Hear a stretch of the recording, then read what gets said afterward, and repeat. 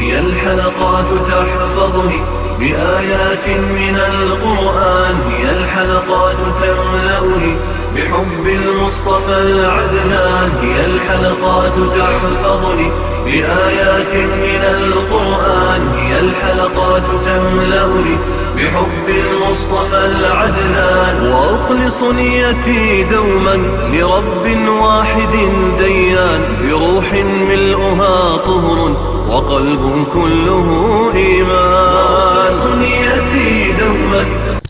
اعوذ باللہ من الشیطان الرجیم، بسم اللہ الرحمن الرحیم۔ ناظرین کرام، السلام علیکم ورحمۃ اللہ وبرکاتہ۔ انشاءاللہ تبارک و تعالی آج ہم لوگ پڑھیں گے الترکیب کا سبق نمبر 5، مضمرات کے بارے میں چند ضروری باتیں۔ اب تک جو ہے وہ اس سلسلے میں ہم لوگ تقریباً 6 ویڈیوز بنا چکے ہیں۔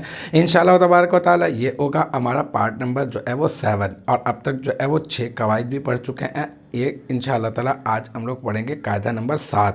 اب تک جو ہے میں خلاصہ بتا دوں آپ کو، وہ یہ کہ اب تک ہم لوگ پڑھ چکے ہیں کہ ضمیر مرفوع متصل مستتر کو کب فاعل بنائیں گے، جب جو ہے وہ اس میں ضمیر جو ہے مرفوع متصل بارز اگر فاعل نہ بن رہی ہو، یا پھر اس میں ظاہر اگر فاعل نہ بن رہا ہو، تو پھر ضمیر مرفوع متصل مستتر کو ہی آپ نے فاعل بنانا ہوگا۔ پھر اس کے بعد میں نے آپ کو بتایا کہ ضمیر فصل کیا ہوتی ہے، اور پھر میں نے آپ کو بتایا ضمیر فصل کے پائے جانے کے مقامات کون کون سے ہیں۔ پھر میں نے آپ کو یہ بتایا کہ ضمیر فصل اگر آ جائے تو پھر اس کی ترکیب کے کتنے اور کون کون سے طریقہ کار ہو سکتے ہیں۔ پھر اس کے بعد ہم نے جو ہے یہ بھی پڑھ لیا ہے، جان لیا ہے کہ اسماء کے بعد جو ہے وہ ضمائر جو ہے وہ ہمیشہ مداخلہ ہوتی ہیں۔ پھر ایک اور خاص بات وہ یہ کہ ضمائر جو ہے وہ نہ ہی موصوف ہو سکتی ہیں نہ ہی صفت ہو سکتی ہیں۔ پھر اس کے بعد میں نے آپ کو یہ بھی بتا دیا کہ ضمیر کا مرجع ہوتا ہے، ضمیر جو ہے وہ راجع ہوتی ہے، غائب کی ضمیر، اور جو ہے وہ پیچھے کسی نہ کسی شے کے اوپر دلالت کر رہی ہوتی ہے تو ضمیر کو راجع کہتے ہیں، اور جس طرف دلالت کر رہی ہوتی ہے اس کو مرجع کہتے ہیں۔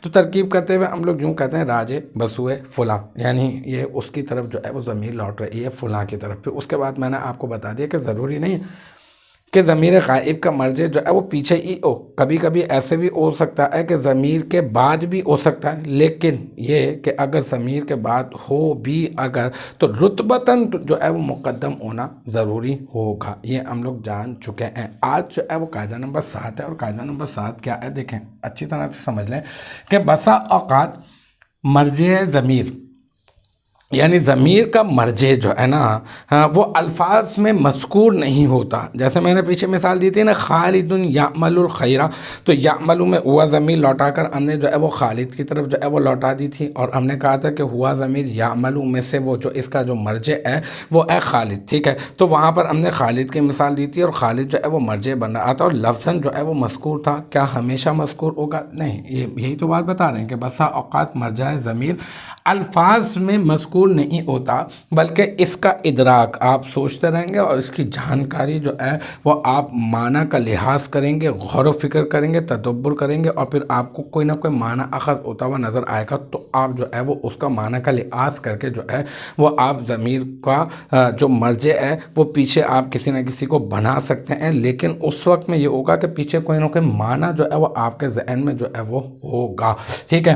اچھا، جیسے کہ اجتہد اظن خیر لک، محنت کر، میں اسے تیرے لیے بہتر گمان کرتا ہوں۔ یہاں اظن کہ او ضمیر کا مرجع اجتہاد یعنی محنت کرنا ہے، اور جو لفظ اجتہاد سے مفہوم ہو رہا ہے، یعنی اس کے اوپر غور و فکر کرنے کے بعد اس سے جو اخذ ہو رہا ہے، معلوم ہوا کہ مرجع ضمیر کے لیے لفظ ہونا ضروری نہیں، بلکہ قرینے کے باعث معنی و مقصود کو بھی مرجع قرار دیا جا سکتا ہے۔ تو آج کا قاعدہ یہی ہے کہ ہم لوگ جو ہے وہ قرینے کے باعث معنی و مقصود کو، ضروری نہیں ہے کہ مذکور ہو، یعنی مرجع کے مذکور ہونا ضروری نہیں ہے۔ آج کا جو موضوع ہے نا وہ یہ کہ مرجع کا جو ہے وہ پیچھے لفظوں میں مذکور ہونا، ذکر کیا جانا جو ہے وہ ضروری نہیں ہے، معنی و مقصود جو ہے وہ لفظ کے ادراک سے جو ہے وہ یعنی ضمیر کے ادراک سے بھی جو ہے وہ ہم لوگوں کو حاصل ہو سکتا ہے اس کا مرجع۔ مثال کے طور پر یہی والی مثال ہے اجتہد، دیکھیں اجتہد جو ہے نا یہ فعل ہے، اور یہ فعل امر ہے، ٹھیک ہے جناب، اور یہ صیغہ واحد مذکر حاضر ہے۔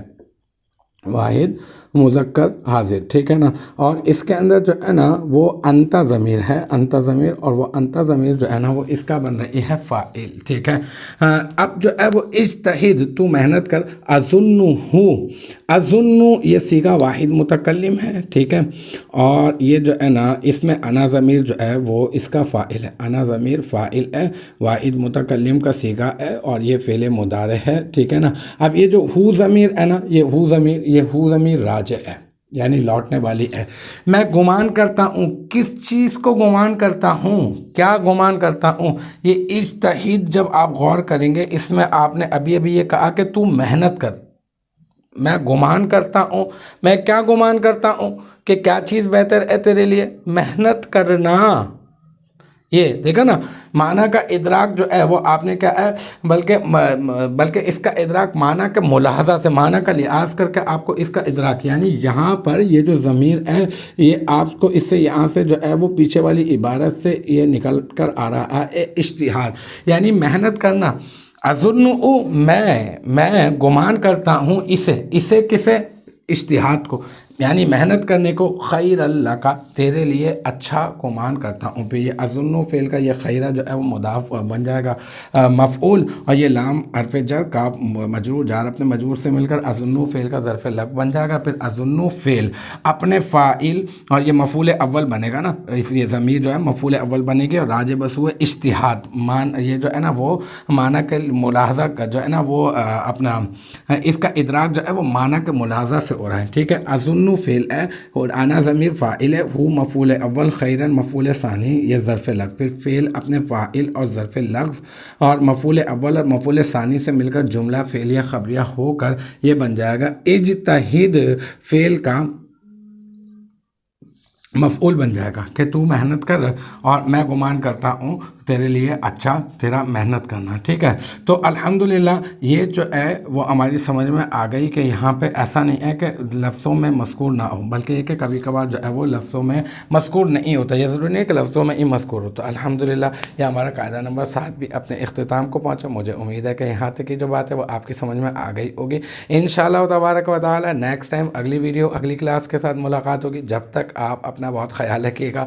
وآخر دعوانا ان الحمدللہ رب العالمین.